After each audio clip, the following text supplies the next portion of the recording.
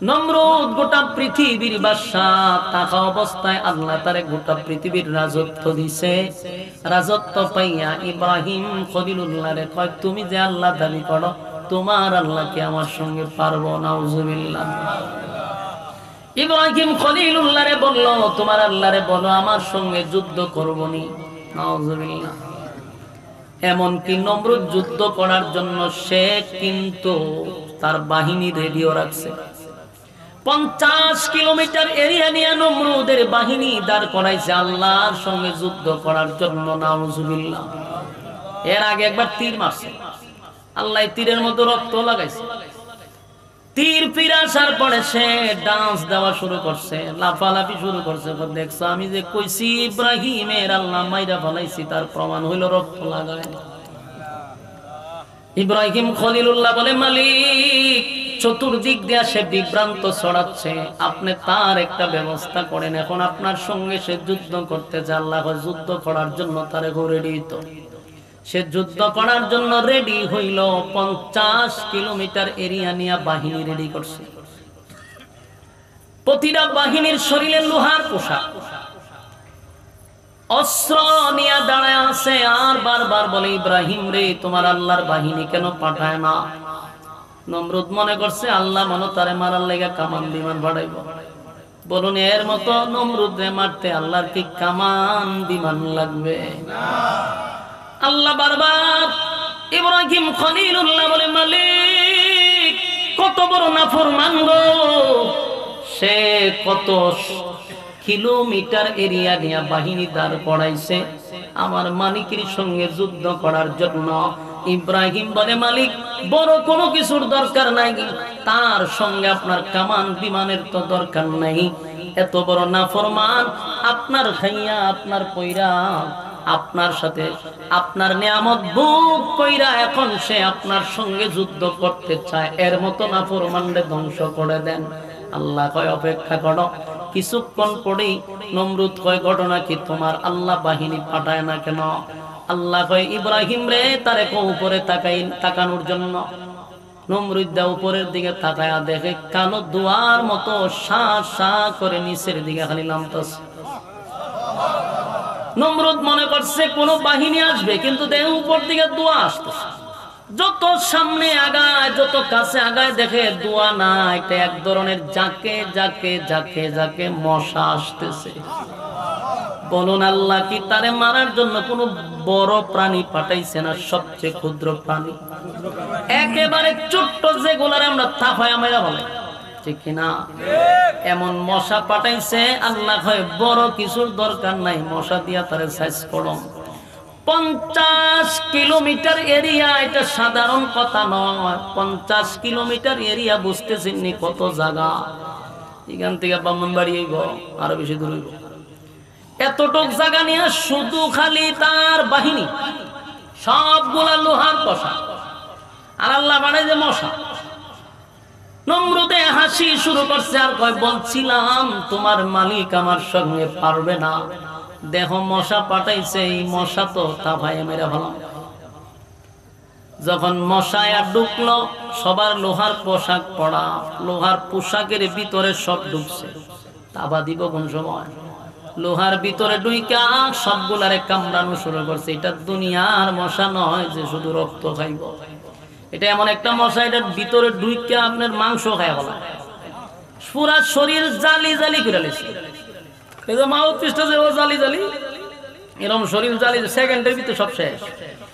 জালি জালি করে বলা যায়। তা ভাইব কোন সব কিছুক্ষণের ভিতরে 50 কিলোমিটার এরিয়ার সব বাহিনী জাগাত শেষ, মাটিতে পইরা সব জালি জালি হয়ে গেছে। বলুন, আল্লাহর সঙ্গে যুদ্ধ করার মজাটা দেখছেন? মশা দিয়া যাস কিরা বলেছে, কিন্তু নমরুদরে জালি জালি করে নাই। নমরুদরে ডাইরেক্ট মশায় কোনো স্পর্শ করে নাই। একটা মশা, অসংখ্য মশার মধ্যে একটা মশা হইল প্রতিবন্ধী মশা। প্রতিবন্ধী বুঝেননি? হাত পাও নাই, প্রতিবন্ধী মশা। আল্লাহ আপনি যে যারা বানাইছেন এরা তো অপারেশন করছেন, কিন্তু আমার তো 2 পাও নাই। একটা মানুষকে কামড় দিতে গেলে আমার দাঁড়াইতে হইব, এরপরে না আমার সুই ঢুকাইতাম, কিন্তু আমার ভাবই নাই। এতগুলা মশার সঙ্গে আমারে কোন কামে পাঠাইছে? আল্লাহ কয় তোরে দিয়া বড় না কাজ করাম। সব মশার পা ছিল, সবগুলা বাহিনী শেষ করলো, আর ল্যাংরা মশা তার পা নাই। আল্লাহ কয় তোরে দিয়া বড় কাজ করামো। তাই নমরুদের কাছে পাঠাইছে, দেখ সেনাপতি যে সবচেয়ে বড় বাদশা, তার নাকের সামনে গিয়াব। নমরুদ নাক শ্বাস টান দিছে, মশাকে ঢুকে গেছে। ঢুকছে তো ঢুকছে এমন জায়গায় গিয়া বসছে, এটা হলো মগজ, মাথার ভিতরে ঢুকে ডাইরেক্ট হেড অফিসে গিয়া মশায় বইয়া গেছে গা। এখানে পয়সা গেছে। জিব্রাইল কয় মশারে তোর দায়িত্ব হইলো এখানে পয়সা বুঝালি সুই ডুবাইবি আর বাইর করবি। যেই মাত্র প্রথম সুই ঢুকাইলো নমরুদ রে, নমরুদ একটা লাভ দিয়া তিনা তুফরে উঠছে, ওইটা মাথায় তাপায়। কিন্তু মশা তো ওইটা একটু হইলো প্রতিবন্ধী, আর প্রতিবন্ধী যেটি একটু বিতলা থাকে, ঠিক বিতলা থাকে। খামড় যে দিছে ওদের খামড় উঠায় না, নমরুদা মাথার মধ্যে তাপায়, ওয়ালো বাইরায়, সব কিছু করতে দিন, মশায় খামড় ছাড়া। এটা পুরা ভাগল হয়েছে, মাথার তাপাইতেছে, বাইরিতেছে, মশার খামড় ছাড়া না। চিৎকার শুরু করছে নমরুদা, যা পায় তা দিয়া বাইরায়, কিন্তু কামড় ছাড়ে না। শেষে জুতা ভাইছে, ফেলে বাড়ি মারছে। জুতা দা বাড়ি দেওয়ার সাথে সাথে জিব্রাইল কয় মশারি তোর সুই বাইর কর। সুই বাইর করছে, এর ব্যথা ছাড়ছে। এখন জুতার ভাই ছায়ার সব বনাস, ওয়ালো বাইরিলাম, আড্ডা বাইরিলাম, জারুদা বাইরিলাম, খাম হইল না। জুতার বাড়িয়ে দিয়ে ব্যথা ছাড়া দিছে। ঘটনা এখানে আছে, জুতার মধ্যে কোনো ওষুধ আছে, তো লয়ে জুতা লয়ে বই দিছে। আরেকবার তো মশা খালি ঢুকাইছে, জুতা বাড়ি যাবার ব্যথা ছেড়ে দিছে। এখন তো সে চিন্তা করছে জুতার মধ্যে এই রোগের ওষুধ আছে, জুতাটা কাছে রাখছে। এখন মশায় কতক্ষণ করে খামড়তে টাস করে জুতা বাড়ি মারে। জিব্রাইলে তারা দায়িত্ব দিয়ে গেছে মশারে, যে তোমার ডিউটি হইল তারা কতক্ষণ পরে পরে খামড় দিবা, বাড়ি দিলে জুতা দিয়া তখন ছেড়ে দিবা। সমস্ত কাজ বুঝাইয়া জিব্রাইল গেছে। নমরুদ তো পার্লামেন্টে বসে, কারণ সে কিন্তু সাধারণ বাদশা না। পৃথিবীতে 4 জন বাদশা ছিল যারা গোটা পৃথিবীর রাজত্ব করছে, এর মধ্যে নমরুদ একজন, যাদের ইশারায় গোটা পৃথিবী চলত। তো নমরুদে পার্লামেন্টে বইলে বিভিন্ন দেশ থেকে অনেক রাজারা আসতো, তার বিভিন্ন সাইডের লোক আসতো। আয়সা যখন বসতো দেখে যে কতক্ষণ পরে জুতা দাবারি মারে। তোমার যে চিন্তা সব বানায়, তোমার বাদশার সাথে এসে দেখা করতাম, বেজ্জিতা লোক, নিজের কপালো নিজে জুতা দাবারি মারে। পাগল ছাগলের কাছে নাইছি, প্রত্যেকের একটা ওজন আছে না, একটা শরম আছে না, লজ্জা আছে না, এটা কোনো লজ্জা শরমও নাই। এর সাথে কিসের বৈঠক বসতাম, সবাই উঠতে যায়। এটা হইলো আল্লাহর পক্ষ থেকে একটা চরম পর্যায়ের বেজ্জতি, কথা কয় না। আমরা যারা দুনিয়াতে খাম কু খাম, দিনের খাম রাত্রের খাম করি, আমরা মনে করি মরার পরে না আল্লাহ সাইজ করে। বিষয়টা কিন্তু এরকম না, মরার পরে তো সাইজ উবিটা পরে। আল্লাহ বলেন দুনিয়াতে চরম পর্যায়ের বেজ্জতি না কইরা আমি তোর খবর নিতাম না। ঠিক বাড়ি দিয়ে হলে কেমন আমরা কইল ঠিক, আপনারা মমি সিংহারা কইল ঠিক না কইল ঠিক, আপনারা কইল কি দিব, আপনারা বাদ দিয়া কইবেন আমি জানি। এখন বিষয়টা হইল আমরা যত পারে না খাম প্রমাণ পড়েন, মরার পরে তো আমরা সাইজ দিবেন, কিন্তু আমরা জানি না রাখেন বেজ্জতি না কইরা আল্লাহ আপনার খবর নিত না। এটা জানি না রাখেন, আল্লাহ দুনিয়াতে আগে চরম পর্যায়ের বেজ্জতি করবো। নমরুদ্দারের চরম পর্যায়ের বেজ্জতি করছে আল্লাহ, মানুষের সামনে নিজের কপাল নিজেই জুতা বাড়ি দেয়। শেষে বাইরিতে বাড়িতে হাতে ধরে গেছে, বাড়িতে কেমন শেষে সিদ্ধান্ত নিছে যে না আর কত বাড়িতে একজন লোক রাখা দরকার, চাকরি দিমু হে জুতা দা বাড়ি বাবা। একটা চাকরি ধরে, চাকরি হইলো জুতা দা বাইরা নি, মাসে এত 1000 টাকা বেতন। যখন ইজাত চাকরি পাইলে কি মানুষ ছেড়ে দিব, কথা হয় না। আমরা দেশে শাহরিয়ার কবির রে যে ধরছে, আমারও যদি হইতো হুজুর এরা খালি জুতা দা বাইরিবেন, আমরা মাসে এত 1000 টাকা দিব। আমি কইলাম বলে আমার টাকার দরকার না, আমি উল্টো আরো টাকা দিমু, তবে এর একটা জুতা দা বাড়ি দিতাম। ঠিক নেই, আমার বড় শখ এর একটা জুতা দা বাড়ি মেরে দিতাম। এলা আমার টাকা আর কত লাখ টাকা লাগবে আমি দিবা। তিরম শখ আছে না অনেকে, ওই তার রাজত্ব একজনের শখ উঠছে যে আমি বাইরে টাকা দিলে দিব না দিলে না। তো চাকরি পাইছে, পাইছে বলে কদিন তো খুব শখের চুড়ে খামড় দিও কার না দেবো জুতা দা বাড়ি মারে। নমরুদ দেখো রে খামড় দিলে অর্ডার দিলে বাড়ি দিস, যে কোনো সব বাড়ি মারো, চাকরি পাই তো বালা খাম শিখছ। আমি একটা বাদশা, যখন তখন জুতা দা বাড়ি মারো, তখন বলছে আমি খামড় দিলে তোর ইশারা দিব তখন বাড়ি দিস। বেটা চাকরি লইছে খুব রুম দাম করে কদিন জুতা দা বাইরিছে। কিন্তু বাড়িতে বাড়িতে এ পড়ছে মহা মুসিবত, অন বাথরুমও করতে পারে না। এরা ডাক দেয় জুতাটা বাড়ি দেয়, অন বেচারা বাথরুম তুই দৌড় দেয় জুতাটা বাড়ি দিয়ে আবার বাথরুমে যাওয়ান লাগে। খানা বইলে অর্ধেক খাইয়া জুতাটা বাড়ি দিয়ে আবার খানা খাওয়ান লাগে। কি একটা মুসিবত পড়ছে, হে ঘুম নাই খানা নাই বেচারা জায়গা মইরা। চিন্তা করলে এই চাকরি করলে তো প্রথম তো শখ এলো ইসলাম, অনি চাকরি যদি আমি করি তাহলে আমি এমনি মারা যাবো, আর চাকরি যদি না করি তো নমৃদ আমার খল্লা লয়ে যাবো। হেম ন মরলাম এম ন মরলাম, যা করি আর না করি হেরে মাইরি মরে, এ নিচে সিদ্ধান্ত ফের মেরলাম। কারণ চাকরি ছাড়লাম মেরে লিব হে, আর চাকরি করলে তো এমনি মরে যাবো, খাওয়ান নাই ঘুম নাই তেরে মেরলাম। তার একদিন জুতার বদলা একটা মুগুর লইছে, মুডা মুগুর লইয়া কাছে বই রয়েছে, ওয়াটারটা দিবার বাড়ি মেরে দিল। নমরুদে বসে পার্লামেন্টে জুতা বাড়ি দে, যে কইছে বাড়ি দে জুতা তৈয়া মুগুরটা লইয়া সার শরীরে যতক্ষণ শক্তি আসি একবারে খারিয়া বাড়ি মেরে দিছে। যেই বাড়ি মারছে মাথাটা দুই ভাগ হয়ে গেছে। মশা ছায়া দে উপরে ছাদ নাই, ওই যে মশা যে আসি হে দে উপরে ছাদ নাই, ঘটনা ক্ষেত্রে ছাদ বাংলো কেটা না এরকম নোংরা পরিবেশে তো তেমন যায় না। মশাকে আমি প্রতিবন্ধী দিতে পারি, কিন্তু আমার একটা রুচি আছে, এইসব জায়গার থাকা সম্ভব না। জিব্রাইলে ফোন দিছে যে স্যার আমি কি করতাম, তোমার চাকরি শেষ। মশা গেছে নমরুদ্দে জায়গা তুই শেষ। বলুন আল্লাহ মারছেনি জায়গা বেজ্জতি কইরা এরপরে নমরুদ্দারে মারছে। আল্লাহ যদি কাউরে সম্মান দেয় তাহলে শুকরিয়া আদায় করে বসে থাকা, যেটা আল্লাহ আমার সম্মান দিয়ে এখানে বসাইছে। সম্মান ভাইয়া যদি সম্মানের অপব্যবহার করি, আর আমি যদি ক্ষমতা দেখাইয়া মানুষের জুলুম করি, নির্যাতন করি, তাহলে পরিণাম কিন্তু জুতার ভাই। পরিণাম কি? এই জুতা কিন্তু সাংঘাতিক জুতা। জুতা আল্লাহ ইজ্জত দেনেওয়ালা, বেইজ্জত করনেওয়ালা। ইজ্জতে আল্লাহ দেয়, বেইজ্জত আল্লাহ দেয়। এই জন্য ইজ্জত পেয়ে লাভালাভি করা নাই। ক্ষমতা এখন আছে তখন নাই, বাস্তব না বাস্তব? 16 বছর আছি নহন নাই, ঠিক নেই? বেশি ফটর ফটর বানানো নমরুদ্দের আল্লাহ শেষ করছে। তো ইব্রাহিম খলিলুল্লাহ যুগে এই নমরুদ্দা ওই কাহিনী করছে। আর রাসূলের যুগে মূর্তি পূজারীরা কয় যে আপনার আল্লাহ আমরা সাথে পারবো নি। এই কথা তো এটা নমরুদ্দা কইছি, এই কথা দিয়ে হন এরাও আল্লাহ পরের আয়াত নাযিল করছে, ওয়ালাম ইয়াকুল লাহু কুফুয়ান আহাদ। আমার সমতুল্য কেউ নাই, আমার সমকক্ষ কেউ নাই। তাহলে তাদের একে একে সব প্রশ্নের জবাব আল্লাহ দিয়াই দিছে।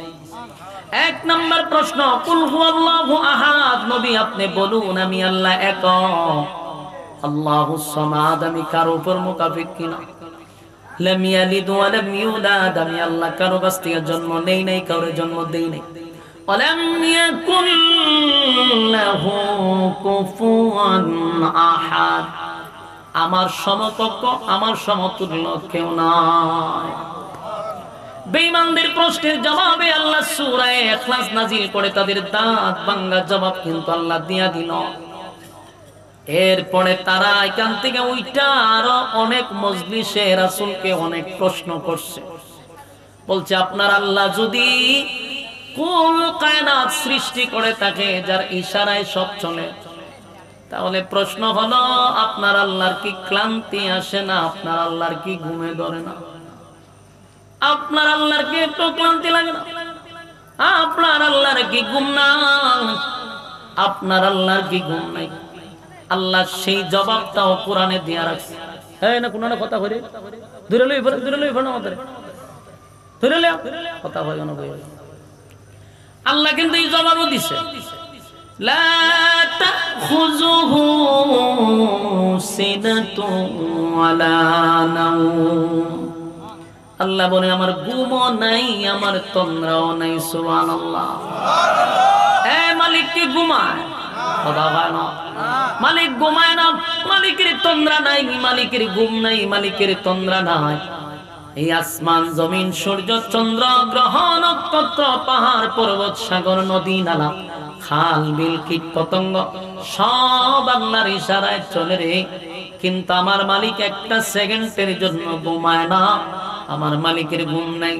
গভীর রজনীতে যদি সাগরের তলদেশে কোনো বালকণা আল্লাহর জিকির করে, মাছে যদি আল্লাহর জিকির করে, সেটাও আল্লাহ শুনে। সুবহানাল্লাহ। এক মানুষ জিকির করে না, কিন্তু আল্লাহর মাখলুকাত সবাই 24 ঘন্টার একটা সেকেন্ড বন্ধ নাই মালিকের জিকির করে। অথচ আল্লাহ জিকিরের জন্য মানুষ বানাইছে, মানুষ জিকির করে না। মাখলুকাত 24 ঘন্টা আল্লাহর জিকির করে। সুবহানাল্লাহ। গাছে জিকির করে, যতদিন গাছ আল্লাহর জিকির করবে গাছ বেঁচে থাকবে। পাখি আল্লাহর জিকির করবে বেঁচে থাকবে। নদী আল্লাহর জিকির করবে বেঁচে থাকবে। জিকির নাই মরা নদী হয়ে যাবে, গাছ মরে যাবে, সব মরে যাবে। জিকির আছে যতদিন বেঁচে থাকবে ততদিন।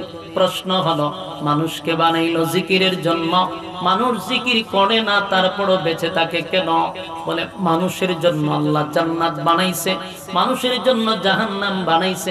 জিকিরের মাধ্যমে জান্নাত, জিকির নাই তো জাহান্নাম। পাখির জন্য জান্নাত নাই, গাছের জন্য জান্নাত নাই, নদীর জন্য জান্নাত নাই। মাখলুকাত যতদিন জিকির করবে ততদিন দুনিয়ায় বেঁচে থাকবে। আর মানুষ তোরে বানাইছি জিকিরের জন্য। জিকির যদি করস, আমি আল্লাহর হুকুম মানলে পাবি জান্নাত, না মানলে পাবি জাহান্নাম। তাই তো মানুষকে আল্লাহ জাগাত ঠাড়া ভালায় মারে না। আকাম কুকাম করলেও তারে গজব দিয়ে মারে না রে, কারণ তোর জন্য জান্নাত, তোর জন্য জাহান্নাম। বান্দা এই জন্য তোরে বাঁচায়া রাখছি। আমার যুবক ভাইরা, মানুষকে আল্লাহ বড় মহব্বত করে বানাইছে। সূরা ইখলাস, এটা আমি মনে করি মানুষের প্রতি একটা দয়া আর মায়া, দয়া আর মায়া। এই সূরা তো এমনি এমনি নাজিল হয় নাই। এই সূরার মধ্যে যে দয়া মায়া আছে, একটু খেয়াল করে আমরা দেখি। এখানে যারা বসছি, যারা আওয়াজ শুনতেছে, এই মজলিসেই অনেক মানুষ আছে যারা জীবনে 60 বছর 70 বছর যাদের হয়ে গেছে। এমন লোক আছে যে জীবনে কোরআন শরীফ দেখে দেখে সূরা ফাতিহা থেকে নাস পর্যন্ত খতম দিতে পারে নাই। আছে না নাই? হ্যাঁ, কথা বলেন না, মনোযোগ আছে না আপনারা? সূরাটা কয় ভাগে ভাগ করছি? 3 ভাগের 2 ভাগ কিন্তু শেষ, 2 ভাগ শেষ। সরল তরজমা শোনায় দিছে। এখন লাস্টের ভাগ হইল তার সংক্ষিপ্ত ফজিলত। ফজিলত শেষ, ওয়াজ শেষ। মনোযোগ দিয়ে শুনেন। 1 নাম্বার হলো এই সূরার ফজিলত। তাদিলু সূরাতুল ইখলাস সুলুসুল কোরআন। এই সূরাটা এমন একটা সূরা, কোরআনের 3 ভাগের 1 ভাগ। এই সূরা যদি কেউ একবার পড়ে তো 10 পারার সওয়াব দিয়া দেয়। 2 বার পড়লে 20 পারা, 3 বার পড়লে 1 খতমের সওয়াব পাওয়া যায়। জোরে কোন সুবহানাল্লাহ। এই সূরা নাজিল হওয়ার পরে এক সাহাবী চিৎকার দিয়ে বলতে লাগলো, জয় হোক মালিকের, জয় হোক মালিকের, জয় হোক আল্লাহর। চিৎকার দিতে লাগলো। একজন সাহাবী কয়, বেটা তুই নাস্তা দুধ কেড়ে আর এইভাবে চিৎকার দিতা দুধ কেড়ে। দইরা তারে রাসূলের কাছে নিয়ে গেছে। হুজুর, কি সূরা নাজিল হইল আর সে বড় বড় চিৎকার দেয়ার পর জয় হোক আল্লাহ। আল্লাহর নবী কয়, কোন সূরা নাজিল হইছে? বলে, হুজুর সূরা ইখলাস নাজিল হইছে, এই আনন্দে আমি নাচতেছি। আল্লাহর নবী বলেন, সাহাবীরা রে, এই সাহাবী বুঝতে পারছে এই সূরার মূল্য, এই সূরার গুণগান সে বুঝতে পারছে, এই সূরার ফজিলত বুঝতে পারছে। তারে ছেড়ে দাও, তোমরা বুঝো নাই। সে বুঝতে পারছে, এই জন্য সে আনন্দ আর থামায় রাখতে পারে না। কারণ এই সূরার মধ্যে এত ফজিলত, একবার পড়লে 10 পারার সওয়াব দেওয়া হয় গো। কেউ যদি 2 বার পড়ে 20 পারার সওয়াব, 3 বার পড়ে 1 খতমের সওয়াব পাওয়া যায়। সূরাটা তো ছোট, কিন্তু এই সূরার এত ফজিলত, এত ফজিলত। সেই কথা বলতেছিলাম, এখানে মানুষ অনেকেই বসা, দাড়ি সাদা হয়ে গেছে, অনেক মুরব্বীরা 60-70 বছর হয়ে গেছে। এমন লোক আছে রে যারা সূরা ফাতিহা থেকে নাস পর্যন্ত আজও পর্যন্ত একটা খতম দেওয়া তার ভাগ্যে জুটে নাই, সৌভাগ্য হয় নাই, দেখে দেখে পড়তে পারে না। আবার অনেকে পরে খতম দেয়, কিন্তু কোনো আলেম শুনলে ওইটা দূর মারবো। এমন পড়া পড়ে আমরা মহিলারা, আমরা মুরব্বীরা যে পড়ে, যারা মাদ্রাসা লেনে গেছে না, পড়া উনলে আমরা বুঝি যে কিতাব পড়তা যে মাহবুব এটা কি কোরআন শরীফ আসেনি। তাই না? কিতাব সমস্যাটা কি না? শর্ট ফালাইবার কি সময় নাই? কিতাব মানুষ হয়ে গেছে শর্ট ফালাইতো। আমি গেলে ফালাই মানুষ হারাইবো বইয়ে তখন চোখ করে আলোচনা শেষ করতে দেন, মনোযোগটা নষ্ট হয়ে যাবে আমাদের চিল্লাচিল্লি করে। হ্যাঁ বলুন, এমন মানুষ আছে না নাই যারা কোরআন শরীফ পড়ে? আমার কাছে অনেক আমার আত্মীয় স্বজন আছে, হয় খতম তো একটা দিছি, কিতা খতম দিছে কোরআন শরীফ খতম, ফরা উনলে মনে হয় যে আমি কোন হান্দা বেরিয়ে যাই, এমন ফরা ফরে সুবহানাল্লাহ সুবহানাল্লাহ। কোরআন আছে কিনা সন্দেহ আছে, এই আগের যুগের ফরাই তা বাদ দিতেই হবে। আবার অনেকে কয় আল্লাহ আমরা মাফ করবো, আমরা তো চিনি না জানি না। আমি আল্লাহ আরো 2টা বাড়ি বেশি দিব, ইচ্ছা মতে বাইরে বলে মাথা ভাতলাম তে আল্লাহ আল্লাহ মাফ করে। কেন আল্লাহ মাফ করতো? তোমার যেমন বয়স দিছে, সময় দিছে, যারা শিখছে এরারও একই সময় দিছে, সময় তো সমান, তুমি শিখলা না কেন? হ্যাঁ আল্লাহ মাফ করো, কেন আল্লাহ মাফ করতো? দুনিয়ার ব্যাপারে যদি কাগজপত্র কোনো ঝামেলা লাগে, দেখবেন এই মুরব্বী হলে কি হ্যাঁ দৌড়াদৌড়ি শুরু করে দেয়, কাগজ নিয়ে কোন রকম বেজাল হচ্ছে, এই করতে এই করো, এই করতে এই করো, এই দলিল ঠিক আছে সব বুঝে দুনিয়া। কুরআন শরীফের পড়া শুদ্ধ না, এটার লেগে হয় আল্লাহ মাফ করে দিব। ইচ্ছা মতো খালি গিরায় গারায় ফিরাই বললা যে তোরে 60-70 বছর দিছি, শিখলে না কেটে? তুই যদি জায়গা সম্পত্তি সব বুঝস, কোরআনের ব্যাপারে ফসকের আল্লাহ মাফ করে দিত। নামাজ পড়তে লাগে 4টা সূরা, এই 4টা সূরা কি আপনি শুদ্ধ করে পড়তে পারেন না? মিয়া আফসোস লাগে, সূরা ফাতিহা হলে শয়তান উঠে দৌড় মেরে দেয়, কি যে পড়ে আল্লাহ ছাড়া কেউ বোঝে না। নামাজ ভঙ্গের কারণ কয়টা? 19টা। এটা আমরা মক্তবের যে পড়ে, যে হুজুরের মাদ্রাসা আছে দেখবেন, এখানে তো একটা মাদ্রাসা আছে, মক্তবের ছাত্র নুরানির যে পড়ে আর জিগায় যে নামাজ ভঙ্গের কারণ কয়টা, কইব 19টা। তা প্রশ্ন হলো প্রথম কারণটা কিটা? কইব নামাজে অশুদ্ধ পড়া। কথা কয় না? নামাজ ভঙ্গের কারণ প্রথমটা কি? নামাজে অশুদ্ধ পড়া, মানে প্রথমে আপনার নামাজ শেষ। আর আপনি দাড়ি উড়ি ফাঁকাইয়া আপনি তসবিহ লিয়ে বই দিয়েছেন জান্নাতের কোন দরজা দিয়ে আপনি ঢুকবেন, কারণ আপনি যে আমল করছেন চিন্তা করছেন আমি তো জান্নাতি, আর মানে আপনার নামাজ হতে হয়েছে না। আপনি যে 60 বছর নামাজ পড়ছেন, প্রথমেই নামাজে অশুদ্ধ, আপনার ফাতিহাই তো হয় না সূরা। আর আমরা যদি কই কই আল্লাহ মাফ করবো, আল্লাহ মাফ করে দিত কেন? সময় দিয়েছেন আপনারা? আপনি আর দিন দোকানে বইবে বিড়ি খান আর গল্প করেন। আপনি এই সময় একজন হুজুরের কাছে গিয়ে কইতেন, হুজুর আমার বাঁচান, আমার 4টা সূরা অন্তত পক্ষে আপনি শুদ্ধ করে শিখাইয়া দেন না। এডিতে কইতেন না, হুজুরে ভাবতেন না আপনি খালি বাজারটা করে হুজুর আমি বাবির কাছে বাজারটা পৌঁছাই দিন, হুজুরে অর্ডার দেন। ইতা বিচার আমার কাছে বাজার করে হুজুর রেখো, হুজুর এই ব্যাগটা আমি বাবির কাছে দিয়ে ফেলেন। কেন হুজুর কি তোমার ঘরের কর্মচারী? ফাজলামির একটা সীমা আছে। আলেমদের সাথে চরম পর্যায়ের একটা বেয়াদবি করে কিছু কমিটি আছে না নাই? আমাদের এলাকার কথা বলতেছি। গতকালকে মাহফিল গেছি, ওই মাহফিলের এক মুহতামিম সাহেব আমার কাছে বিচার দিছে, হুজুর আমি মাইকিটা কই দিই গতকাল। আমি কেন হয় আমার মাসা শিক্ষক রে দিয়া কমিটি বাজার করায়, কই দুঃখটা তোর কইতে পারে না, সইতে পারে না, আপনি কই দিই। এগুলো হলো চরম পর্যায়ের বেয়াদবি, এগুলো এখন থেকে কন্ট্রোলে আনতে হবে। আমার মাদ্রাসা এক মুসল্লি কোনদিন ফ্যানটা অফ করেন হুজুর, আমি কইছি আপনি আর কোনদিন আমার মসজিদে যাবেন না, ডাইরেক্ট বাইরে হইছে। অথচ এই লোককে আমার মাদ্রাসা কইছিল 6 শতক জায়গা দিবে এবং কুড়া মোটা দিয়া লাইছে।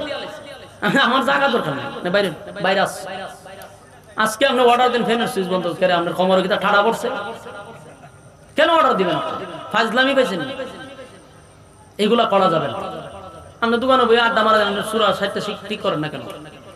সর্বোচ্চ 60টা সূরা শুদ্ধ করে যদি পড়তে পারেন আপনার আর লাগে না। যেহেতু বয়স বেশি আপনার দরকার নাই, 60টা সূরা শিখেন।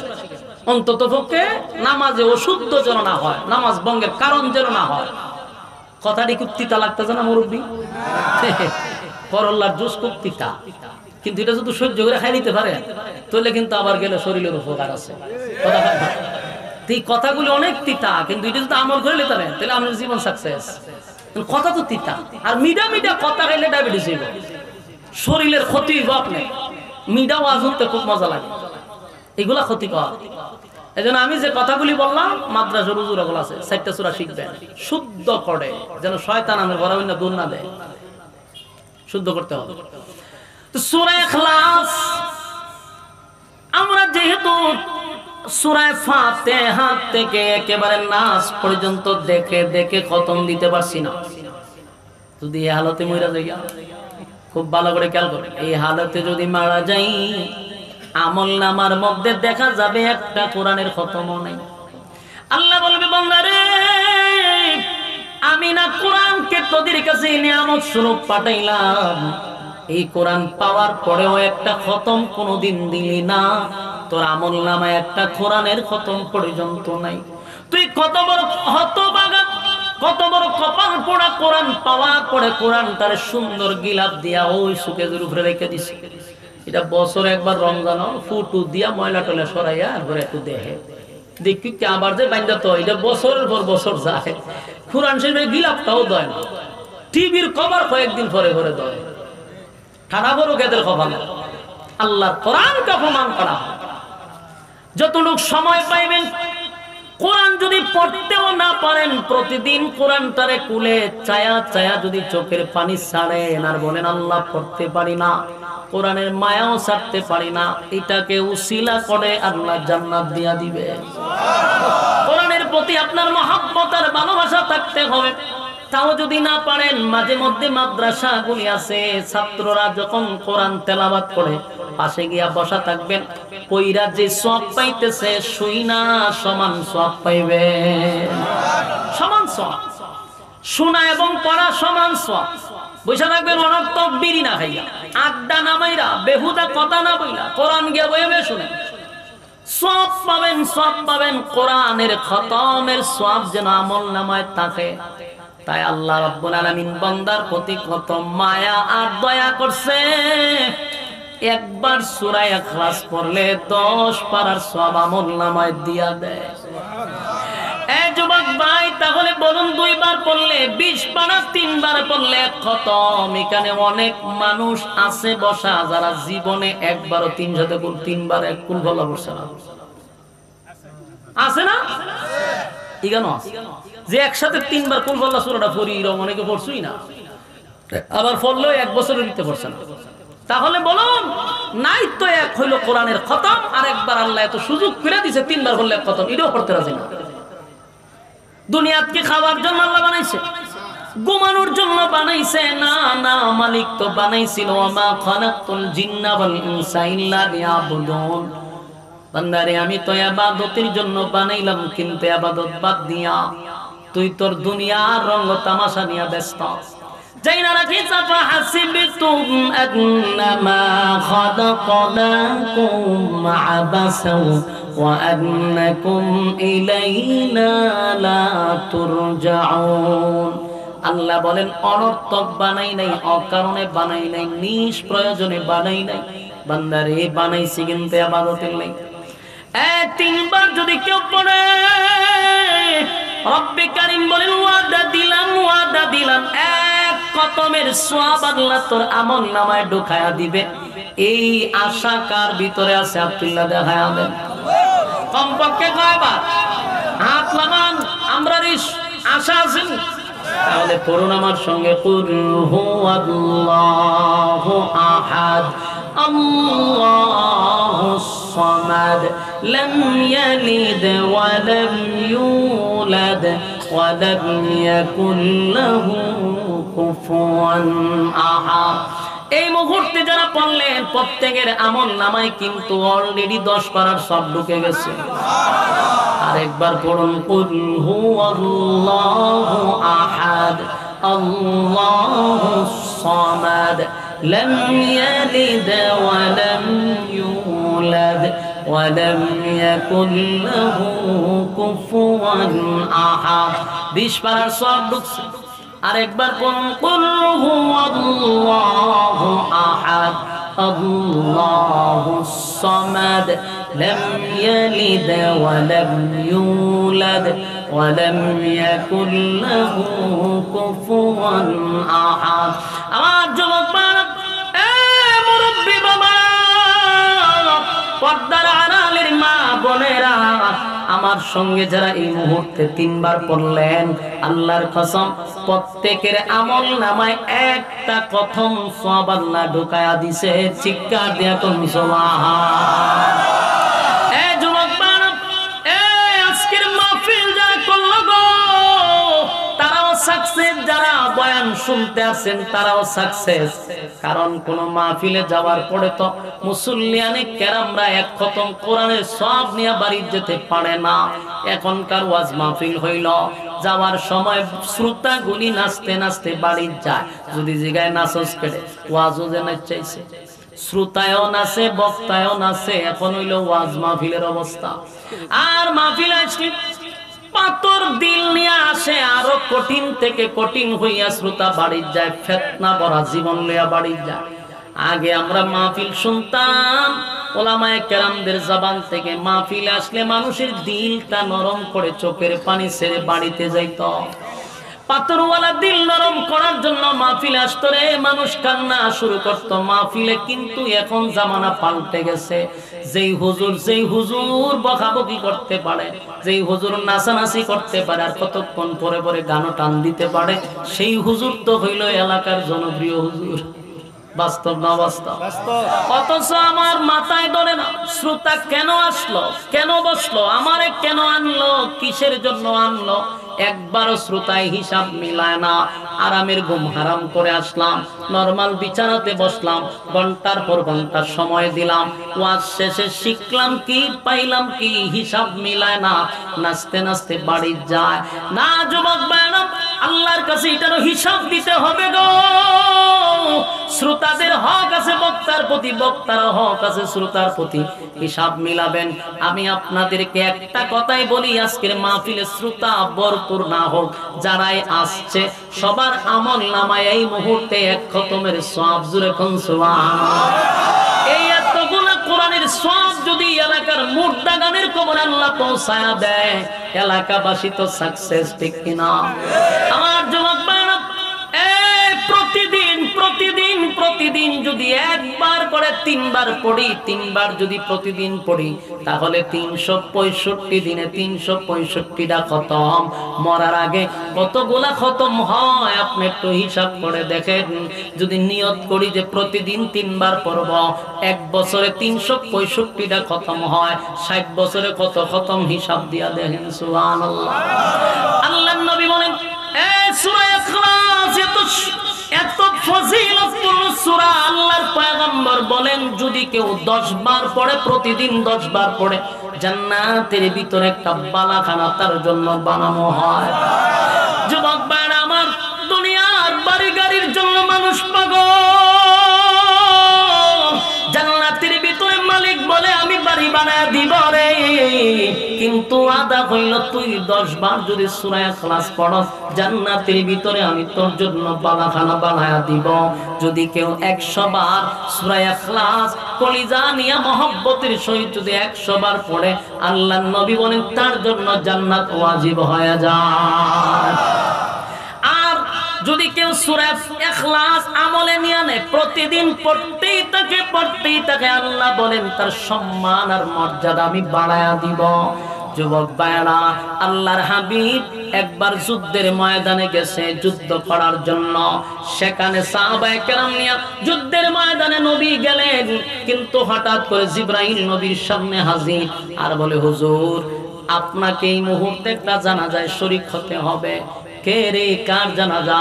বলে আপনার মুআবিয়া ইবনে মুআবিয়া এই মুহূর্তে দুনিয়া থেকে বিদায় হয়ে গেছে গো নবী, আপনাকেই জানাজা পড়াইতে হবে।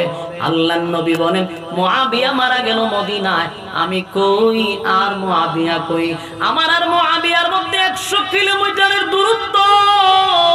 এত দূরত্বের মধ্যে আমি কেমনে রে এই মুহূর্তে আমি মুআবিয়ার কাছে যাব? তখন তার এই প্রযুক্তি ছিল না, যাইতে গেল 2 দিন লাগবে, আমি কেমনে তার জানাজা পড়াবো? ফেরেশতা জিবরাইল বলে, হুজুর আল্লাহর পক্ষ থেকে অর্ডার, আপনি যাওয়া লাগবে না, আপনি জানাজার জন্য প্রস্তুতি নেন। পয়গম্বর জানাজার জন্য প্রস্তুতি নিল, জানাজার জন্য প্রস্তুতি নিল। এমনি হাবিবে কিবরিয়া তাকায়া দেখে আল্লাহর নবীর সামনে মুআবিয়া ইবনে মুআবিয়ার লাশ দেখা যায়। একটা জবান বন্ধ রাখবেন না, আল্লাহু আকবার। মুআবিয়া ইবনে মুআবিয়ার এই জানাজা নিয়ে আমরা বাংলাদেশে এই হাদিসটা নিয়ে, এই ঘটনাকে কেন্দ্র করে বাংলাদেশে গায়েবানা জানাজা শুরু হয়েছে। কথা বুঝতেছেন? অথচ গায়েবানা জানাজা বলতে কিছু নাই। কারণ নবীর সামনে যে মুআবিয়া ইবনে মুআবিয়ার লাশ ছিল, এটা নবীর হলো মুজিজা। বলুন এটা নবীর কি? এটা নবীর জন্য নবীর মুজিজা। নবীরে আল্লাহ নবুয়তের চোখ দিয়া মুআবিয়ার লাশ নবীর সামনে হাজির করছে। আমরা যে গায়েবানা জানাজা পড়াই, আমরা সামনে কি লাশ থাকে?